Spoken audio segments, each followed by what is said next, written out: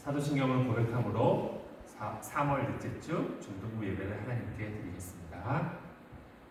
전능하사 천지를 만드신 하나님 아버지를 내가 믿사오며 그 외아들 우리 주 예수 그리스도를 믿사오니 이는 성령으로 잉태하사 동정녀 마리아에게 나시고 본디오 빌라도에게 고난을 받으사 십자가에 못 박혀 죽으시고 장사한 지 사흘 만에 죽은 자 가운데서 다시 살아나시며 하늘에 오사 전능하신 하나님 우편에 앉아 계시다가 저리로서 산자와 죽은 자를 심판하러 오시리라. 성령을 믿사오며 거룩한 공예와 성도가 서로 교통하는 것과 죄를 사하여 주시는 것과 몸이 다시 사는 것과 영원히 사는 것을 믿사옵나이다. 아멘. 오늘 우리에게 주신 하나님의 말씀은 요한복음 1장 9절에서 12절의 말씀입니다. 요한복음 1장 9절에서 12절의 말씀입니다. 함께 찾아보도록 하겠습니다. 제가 가진 성경으로 요한복음 1장 9절에서 12절은 143페이지에 있습니다. 신약성경 143페이지 요한복음 1장 9절에서 12절까지 하나님의 13절까지 하나님의 말씀을 같이 합독하도록 하겠습니다. 함께 읽겠습니다. 참 빛 곧 세상에 와서 각 사람에게 비추는 빛이 있었나니 그가 세상에 계셨으며 세상은 그로 말미암아 지은 바 되었으되 세상이 그를 알지 못하였고 자기 땅에 오매 자기 백성이 영접하지 아니하였으나 영접하는 자 곧 그 이름을 믿는 자들에게는 하나님의 자녀가 되는 권세를 주셨으니. 네, 오늘 말씀은 하나님의 자녀의 특권의 말씀입니다. PPT 한번 보세요. 네, 우리 모두는 정상적인 환경에서는 부모님의 사랑을 받고 살아갑니다. 대부분의 아버지들은 자기 자녀들을 사랑해요. 어머니는 말할 것도 없고요. 얼마나 사랑하냐면 자신의 시간, 자기의 에너지, 자신의 체력, 그 모든 것이 이 아이에게 모든 관심이 쏠려 있습니다. 그러한 부모의 사랑을 받고 자란 아이들은 그 부모의 사랑을 힘입어서 그 부모의 사랑을 받아서 정상적인 아이로 자라게 되고 성인으로 자라게 됩니다. 그리고 정상적으로 자란 이 아이들은 커서 부모님께 당연히 효도를 합니다. 그것이 정상적인 경우라는 말이죠. 근데 만약에 이 아이들이 먼저 잘했기 때문에 부모가 사랑을 할 게 아니라 이 부모님들이 먼저 이 아이를 사랑했기 때문에 그 사랑으로 인해서 이 아이는 자라게 되는 것입니다. 이 아이가 부모의 사랑을 받았는데도 부모에게 불효를 한다면, 부모의 말을 잘 듣지 않고 부모를 모른 척 한다면 그 사람은 우리는 불효라고 합니다. 정상적인 사람이 아닌 것이죠. 마찬가지입니다. 이러한 그 다음 페이지 보세요. 마찬가지입니다. 우리 예수님께서도 우리 하나님께서도 우리를 사랑하십니다. 하나님께서 우리를 얼마나 사랑하시냐면 하나님은 우리를 창조하시고 우리의 형상을 따라서 우리를 창조하셨을 뿐만 아니라 나중에 예수님께서는 우리를 위해서 십자가를 지십니다. 이것이 얼마나 대단한 것이냐면 이 하나님께서 우리를 자녀로 삼으셨어요. 이것은 솔직히 이해할 수 없는 일입니다. 하나님을 믿기만 하면, 우리가 하나님을 마음속으로 받아들이기만 하면, 그의 이름을 믿으면 하나님께서는 우리들을 당신의 자녀로 삼아 주셨습니다. 여러분, 이것은 정말로 보면 대단한 겁니다. 그 다음 편지 보세요. 네, 그 전 편지 보세요. 영접 12절에 이렇게 나와 있죠. 영접하는 자, 곧 그의 이름을 믿는 자들에게는 하나님의 자녀가 되는 권세를 주셨습니다. 그 다음 편지 보세요. 네, 강아지가 나오죠. 사람은 반려견이 1000만이 넘었습니다. 반려견들이 우리나라 대한민국의 4분의 1 이상의 인구들이 강아지를 기르고 있어요. 그런데 진짜 동물들, 특히 강아지를 사랑한다 할지라도 강아지를 자식으로, 자기 아들로, 딸로 생각을 할지언정 같은 신분으로 받아들일 수 있는 사람은 없습니다. 강아지가 아무리 이쁘고 귀하고 사랑스러워도 강아지와 인간은 뛰어넘을 수 없는 간격이 있어요. 그 간격은 결코 메꿀 수 없습니다. 아무리 강아지를 사귀어도 강아지는 인간의 자녀가 될 수는 없습니다. 그런데 하나님과 창조주이신 이 우주를 창조하신 이 하나님과 인간, 피조물인 이 지구의 작은 존재인 이 피조물인 이 인간 사이의 간격은 강아지와 인간과는 비교할 수 없을 만큼 큽니다. 창조주와 피조물. 그런데 하나님께서는, 예수님께서는 이러한 피조물인 우리를 사랑하셔요. 그래서 우리를 당신의 자녀로 삼으십니다. 단순히 말이 아니에요. 말로서 그런 게 아니라 여기 보시면 13절, 오늘 우리 같이 살펴본 본문 13절은 이는 혈통으로나 육정으로나 사람의 뜻으로 나지 아니하고 오직 하나님께로서 난 자입니다. 표현하고 있습니다. 이것은 우리가 단순히 말로서 하나의 어떠한 의미로서 만들어진 것이 아니라 하나님께서는 진짜 우리와 같은 우리를 자녀로서 우리를 입증시켜주는 양자의 하나님의 은혜를 베풀어 주시게 됩니다. 이 얼마나 놀라운 일입니까? 이것이 확증하는 가장 큰 예가 요한복음 1장 1절 우리 함께 살펴봤던 부분입니다. 하나님께서는, 예수님께서는 말씀이시죠. 말씀 이 땅에 오십니다. 인간과 강아지가 같은 신분이 될 수 없는 이유는 언어가 통하지 않기 때문입니다. 강아지의 언어와 고양이의 언어와 그리고 다른 동물들, 코알라라든지 사자라든지 호랑이들, 그들의 언어와 사람의 언어는 본질적으로 다릅니다. 이것은 뛰어넘을 수는 없어요. 원숭이가 아무리 인간의 유전자가 똑같다 할지라도 인간의 언어를 사용할 수가 없습니다. 그렇기 때문에 서로 같은 신분이 될 수 없고 같은 자녀로서 혹은 같은 혈통으로서 이어질 수가 없습니다. 그런데 피창조주이신 하나님께서 인간의 언어를 쓰시고 이 땅에 오셨습니다.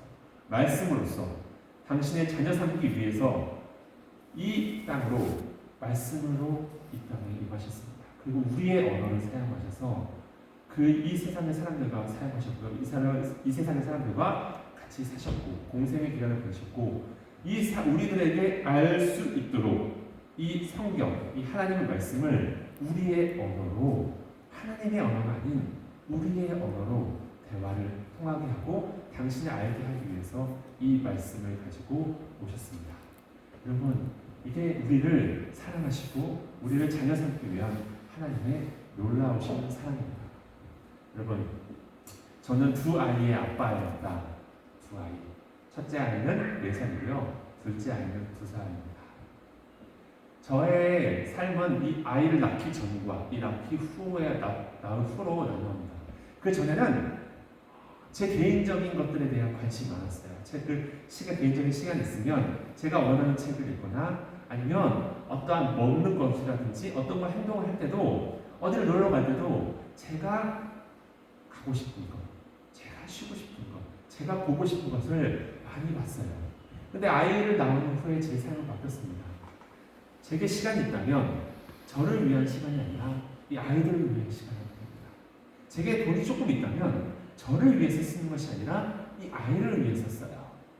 저에게 어디 놀러 갈 시간적 여유가 있다면 제가 원하는 곳에 가는 것이 아니라 이 아이들이 보았을 때 기뻐하는 것, 즐거워하는 것을 위해서 씁니다. 저를 위해 쓰는 돈은 아깝지만 이 아이를 위해서 쓰는 돈은 아깝지 않아요. 진짜 아깝지 않습니다. 저는 이 아이를 기르면서 정말 이 부모의 사랑이 얼마나 큰지를 깨닫습니다. 이 아이들은 저에게 해준 건 없어요. 항상 울고 더 달라고. 저에게 특별히 물질적으로 준 것도 없고요. 어떤 것도 준 것도 없어요. 하지만 저는 이 아이의 존재만으로도 제 모든 시간, 이 금 같은 시간과 물질, 그리고 제 생명도 이 아이를 위해서 바칠 수 있습니다. 그런데 여러분, 하찮은 이 인간의 사랑조차도 인간인 부모가 자식을 사랑하는 마음조차도 이 정도인데 여러분, 하나님의 사랑이 비교할 수 있겠습니까? 없습니다. 하나님의 아들이 된다는 것은, 하나님의 딸이 된다는 것은, 하나님의 자녀가 된다는 것은 인간인 부모가 이 자녀들을 사랑하는 것과는 비교할 수 없습니다. 얼마나 이 하나님이 부모님으로서 우리에게 베풀어주시는 사랑이 큰지 이 성경이 말하고 있어요. 성경을 보시면 이 하나님의 놀라운 사랑이 느껴져요. 사람들은 계속해서 배반합니다. 배신합니다. 당신의 말을 어깁니다. 창조주의 말씀을 어깁니다. 계속해서 말해요. 그럼에도 불구하고 하나님은 계속 사람들을 보내세요. 그리고 마지막에 누구를 보내시냐면 하나님 그 자신을 보내세요. 독생자 예수 그리스도를 보내십니다. 그리고 그 예수가 하나님이 십자가에 죽으신 것을 허락하세요. 눈 감아주세요. 이게 얼마나 놀라운 사랑입니까? 이게 어떻게 인간의 사랑에 비교할 수가 있어요? 이게 하나님의 놀라운 사랑이에요. 우리 바로 그 놀라운 하나님의 자녀입니다. 하나님을 믿는다는 것은 단순히 어떠한 불교나 다른 종교들의 마찬가지로 하나의 예배 형식이 아니에요. 그것은 창조주의 자녀로서 누리는 특권입니다. 그 다음 빅트 보세요. 하나님 아버지의 사랑입니다. 마태복음 7장 11절에 다음과 같이 말해요. 하늘에 계신 너희 아버지께서 구하는 자에게 좋은 것으로 주시지 않겠느냐. 하나님은 우리의 아버지세요. 하나님은 자녀된 우리를 사랑하십니다. 그래서 우리 눈에 봤을 때 이게 고난이고 고통이고 이게 시련이고 이게 안 좋은 거고 이게 독이고 이게 뱀으로 보여도 하나님의 입장에서는 달라요. 하나님은 지혜로우시고 이 세상에 어떤 자녀보다 현명하십니다. 비교할 수 없어요. 그 하나님께서 우리를 자녀 삼아 주셨기 때문에 여러분들 하나님께서 보시기에 좋은 것을 하나님이 좋으신 시기에 우리에게 딱 맞은 시기에 하나님께서 주십니다. 이게 그 놀라운 하나님의 아버지의 사랑이에요. 여러분들 이 사람이 이 코로나 기간 여러분 시간이 좀 많으시죠? 전화를 해보면 지금 이제 학원 가는 친구들도 있지만 대부분은 이제 집에서 있는 친구들이 많습니다. 여러분 이 시간대 이 말씀을 계속 제가 2장 읽어라, 3장 하루에 3장 읽어라 계속 우리 전화할 때마다 이야기하고 있죠. 제가 좀 이따가 연락할 겁니다. 주일 끝나고 이것은 다른 거 아니에요. 하나의 형식이 아니라 이 말씀 속에서 녹아져 있는 이 하나님 아버지의 사랑을 한번 여러분들이 느끼셨으면 좋겠어요. 그러면 이 불안한 시기, 이 불안한 상황 속에서 하나님이 나의 아버지가 되신다는 것을 절실히 깨닫는다면, 그 은혜를 깨닫는다면, 그럼 이게 하나님 아버지께서 좋은 것으로 주시지 않겠습니까? 하나님께서 안전하게 지켜주시지 않겠습니까? 이게 하나님의 자녀로서의 특권입니다. 여러분 모두 이런 하나님의 아버지, 하나님을 아버지로 삼으시고 하나님께서 나를 지켜주시고 보호해주시고 나에게 좋은 것으로 주신다는 것을 여러분들이 깨달음으로 말미암아 여러분의 삶에 큰 은혜가 있기를 원합니다. 그러려면 여러분 먼저 말씀을 봐야 됩니다. 말씀을 봐서 하나님 아버지의 사랑을 느껴야 됩니다. 제가 맨 처음에 30대 이야기했죠. 정상적인 자녀라면 헌신적인 부모의 사랑을 받았으면 그에 대해서 반응하는 것이, 그에 대해서 보답하는 것이 사랑의 도리입니다. 마찬가지입니다. 우리가 하나님의 이 아버지의 사랑을 여러분이 태어났을 때부터 지금까지 수많은 위협으로부터 지켜주시니까 하나님 아버지의 사랑을 여러분들이 느꼈다면 여러분들이 정상적인 사랑이라면 하나님 아버지의 사랑을 느꼈다면 여러분도 그에 대한 반응을 해야 됩니다. 그에 대한 반응은 다른 게 없습니다. 이 말씀을 따라서 살아가는 것, 말씀에 순종하는 것, 하나님 아버지께 받은 그 사랑을 다른 친구들에게, 가족들에게, 사랑할 수 없는 사람에게, 미워할 수밖에 없는 사람에게 흘려보내는 것, 그것이 하나님 아버지의 사랑을 받은 자로서의 여러분들이 하나님께 보답하는, 하나님께 반응하는 그런 아름다운 사랑의 열매입니다. 모두 그러한 여러분들 아버지의 사랑을 알고 아버지의 사랑을 흘려보내는 여러분들이 되셨으면 좋겠습니다. 기도하겠습니다.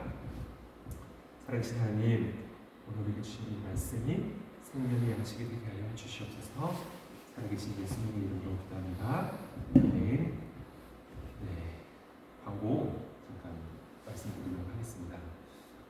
헌금은 매주 광고를 나오고 있는데 헌금은 부모님의 도움을 받아서 교회 홈페이지에 가면 자세히 나와 있습니다. 11조와 감사함이 계좌가 분리되어 있습니다. 여러분들 부모님의 도움을 받아서 비록 온라인으로 예배를 드리지만 하나님 앞에 헌금을 드리는 것은 정말로 중요한 일입니다. 내 삶이 내 것이 아니라 하나님 것입니다.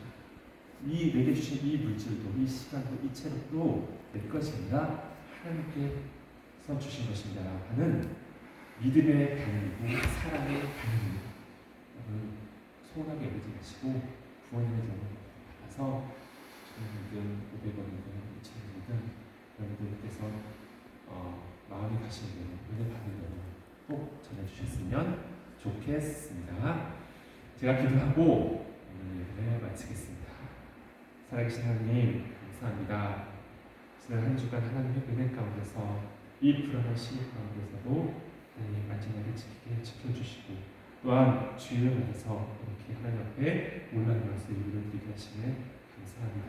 하나님 예배를 드리는 환경이 많이 달라질 할지라도 우리의 마음의 중심이 주님 결코 이 예배를 소홀하게 여기지 않게 하시고 오늘 본문의 말씀대로 여러분 하나님 아버지의 사랑을 이 예배 가운데서 느낄 수 있도록 주여 인도하여 주시옵시고 그 하나님 아버지의 사랑을 흘려보는 수 있도록 주여 인도하여 주시옵소서.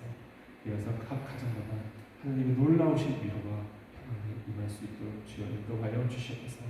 그리하여서 이 세상이 혼탁하고 점점 어두워진다 할지라도 바이러스가 더 극심해진다고 할지라도 나는 나의 아버지는 하나님이시다 하는 것을 우리가 믿음으로 말미암아 요동치 않고 주님 평안한 가운데서 이 기간을 하나님 보시기에 아름다운 삶으로 붙여나갈 수 있도록 주여 인도하여 주시옵소서. 살아계신 예수님의 이름으로 기도합니다. 아멘.